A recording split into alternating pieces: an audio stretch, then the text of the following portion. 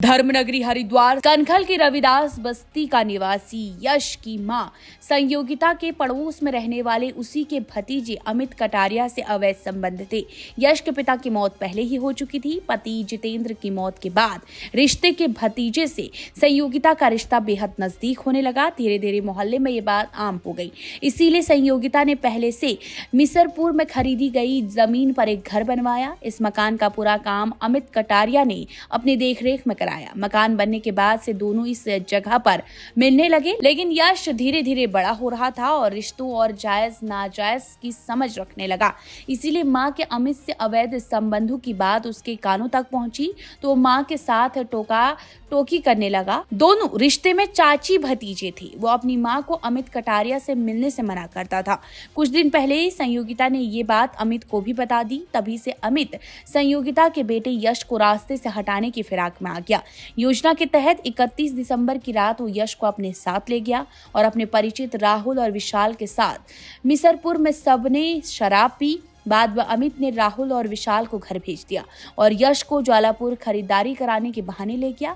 उसके बाद यश को बैरागी कैंप क्षेत्र में ले जाकर शराब पिलाई। जब यश नशे में धुत हो गया तो पहले रस्सी से उसका गला दबाया और फिर सिर पर पत्थरों से प्रहार कर उसकी निर्मम हत्या कर डाली। यश की हत्या को हादसा दिखाने के लिए अमित अपने शातिर दिमाग को चलाता गया। उसने शव को स्कूटी सहित बैरागी कैंप के पास ढलान में नीचे नदी की ओर लुढ़का दिया ताकि लगे कि दुर्घटना में यश की मौत हुई है। हत्या के बाद घर लौटकर वो रात भर सोया नहीं।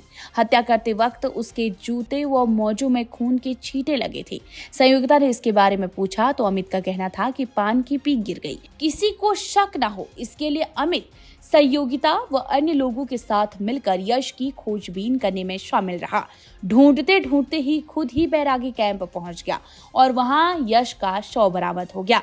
इसके बाद पुलिस को सूचना दी गई, लेकिन यश का शव उसने पहले ही अस्पताल पहुंचा दिया।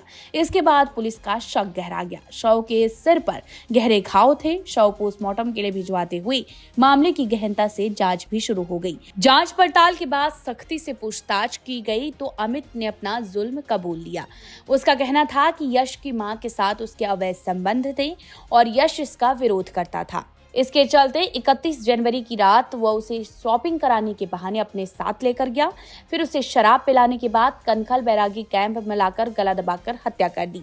एसपी ने बताया कि मुख्य आरोपी को कोर्ट में पेश कर जेल भेज दिया गया। हत्या में अन्य आरोपियों की भूमिका भी हो सकती है या नहीं, इसको लेकर भी जांच जारी है।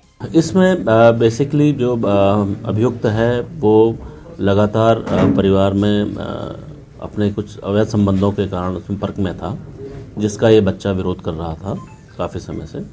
उस चीज़ को लेके और दूसरा कुछ संपत्ति में भी इसकी नज़र थी। इन दोनों पहलुओं को हम लोगों ने विवेचना में भी शामिल किया है और जल्दी ही इसमें अन्य खुलासे भी किए जाएंगे। उसका जो है इसको, क्योंकि ये रिश्ते में इसका भाई लगता था, इसको ये शॉपिंग के बहाने लेके गया और इसका गला घोट के बाद में पत्थर से इसका सर कचल के इसकी नृशंस तरीके से हत्या की गई थी। और सुबह सबसे पहले भी इसका शव जो बरामद हुआ है वो इसी के सही प्राप्त हुआ था। इसने एलिबाई लेने की कोशिश करी। उत्तराखंड की हर छोटी बड़ी खबर पर नजर डालने के लिए फेसबुक पेज पर द पब्लिक मैटर को फॉलो करें और यूट्यूब पर चैनल को सब्सक्राइब, लाइक और शेयर जरूर करें। इसी तरह देखते रहिए द पब्लिक मैटर। नमस्कार।